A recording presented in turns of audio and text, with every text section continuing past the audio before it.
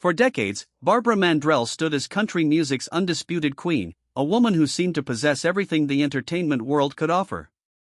Chart-topping hits, sold-out arenas, television stardom, and the kind of fame most performers only dream of achieving.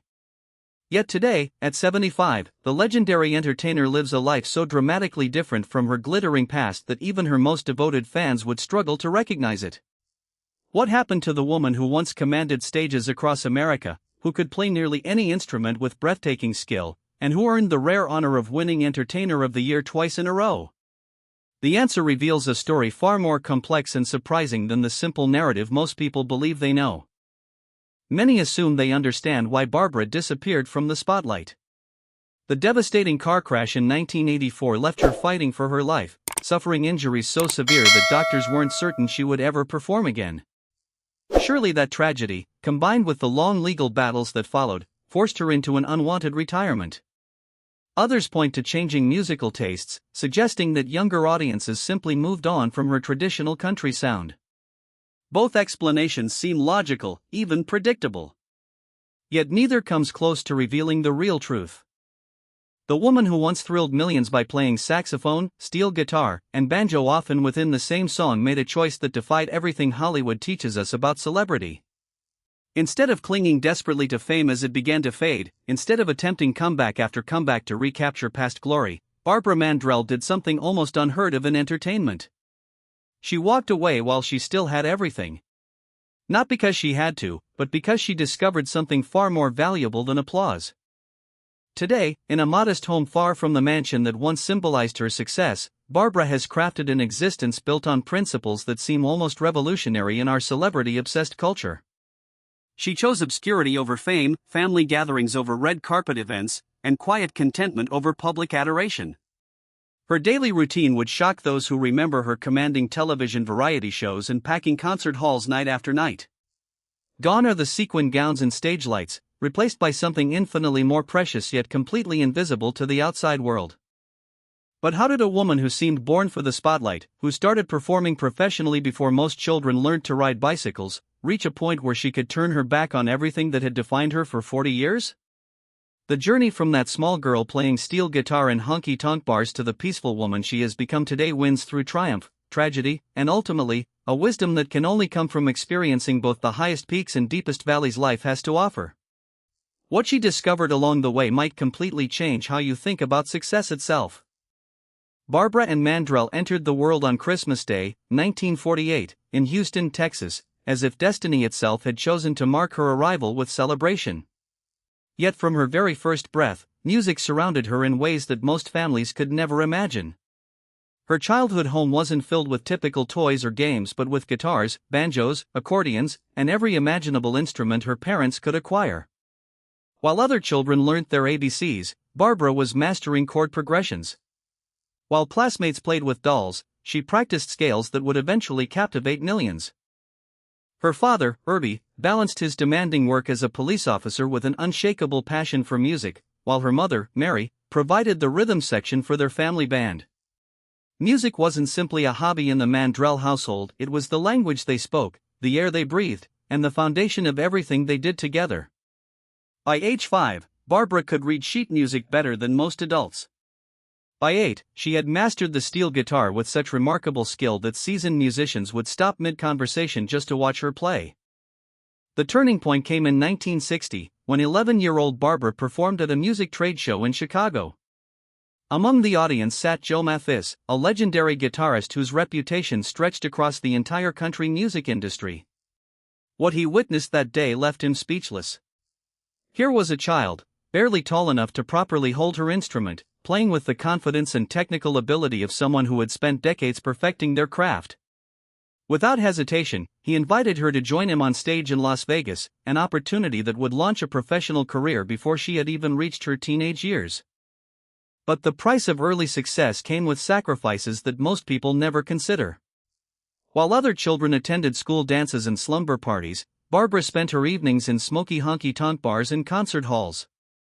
While her classmates worried about homework and crushes, she dealt with booking agents, recording contracts, and the constant pressure of live performance. She never experienced the carefree innocence that childhood is supposed to provide. Instead, she grew up under bright stage lights, learning to navigate an adult world before she had developed the emotional tools to handle its complexities. By 18, Barbara had already achieved more than most musicians accomplish in entire lifetimes. Yet something unexpected happened at the moment when most careers are just beginning. Something that would shock everyone who had watched her meteoric rise and challenge everything people thought they knew about ambition and success. Why would someone with unlimited potential suddenly choose to walk away from everything she had worked for since childhood? On May 28, 1967, 18-year-old Barbara Mandrell made a decision that left the entire country music industry stunned.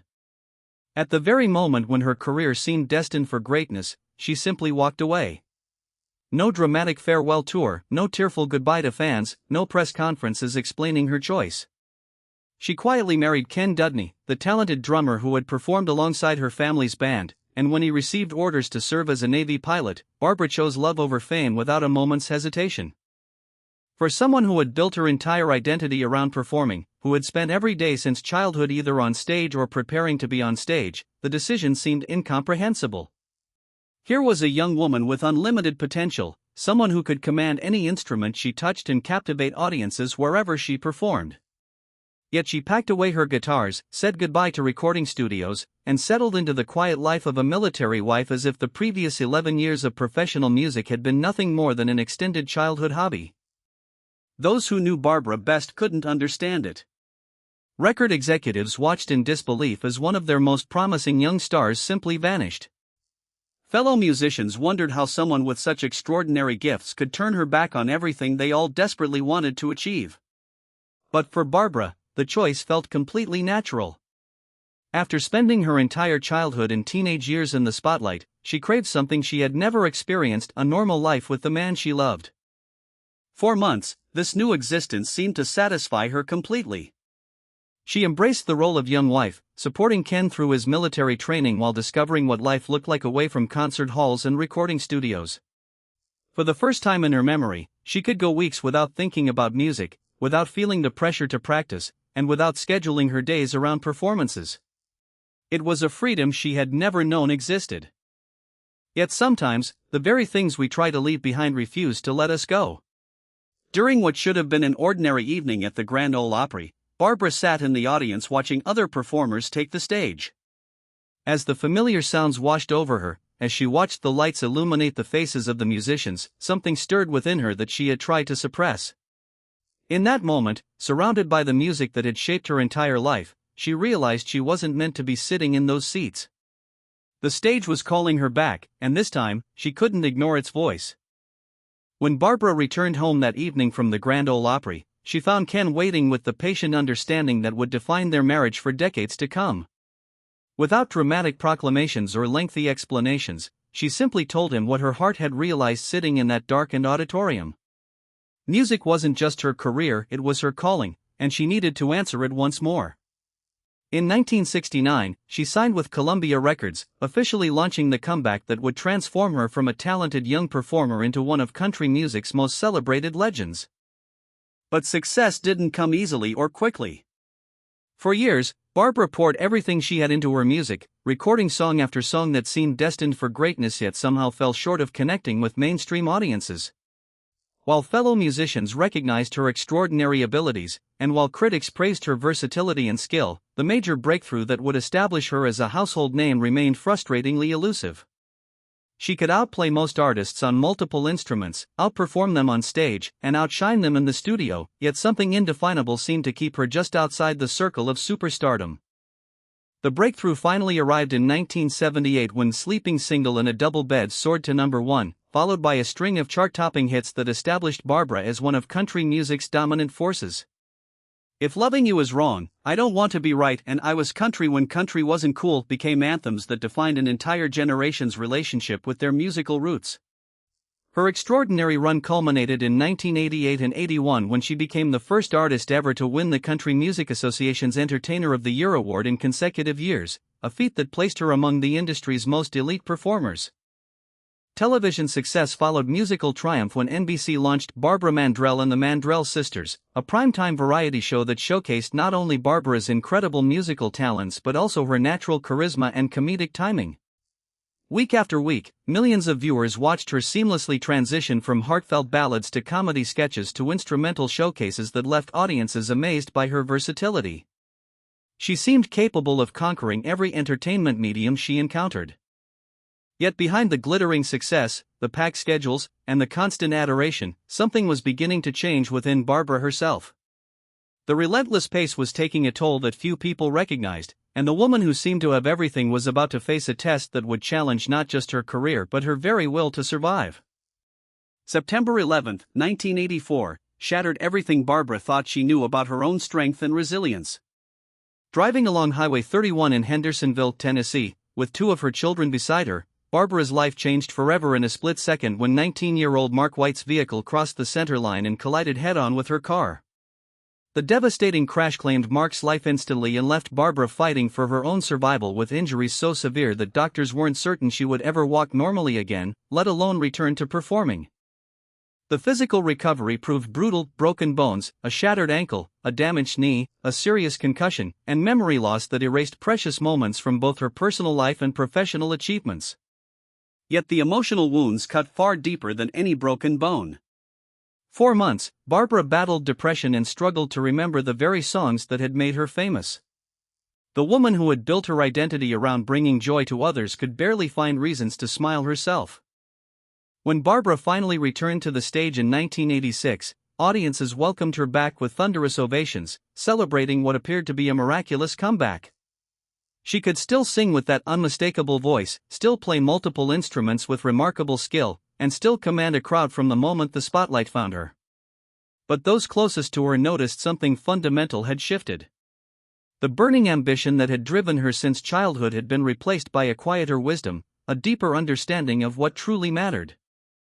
For the next 11 years, Barbara continued honoring her commitments, touring faithfully and recording new music for devoted fans who had supported her through every triumph and tragedy. Yet on October 23, 1997, she walked onto the Grand Ole Opry House stage for the final time. At only 48, still beloved by millions and still capable of selling out any venue in America, Barbara Mandrell made the most courageous decision of her remarkable career. She chose to leave while she was still standing at the very top. Today, at 75, Barbara lives the quiet life she always secretly craved, surrounded by the husband she has loved for nearly 60 years, their children, and a growing collection of grandchildren.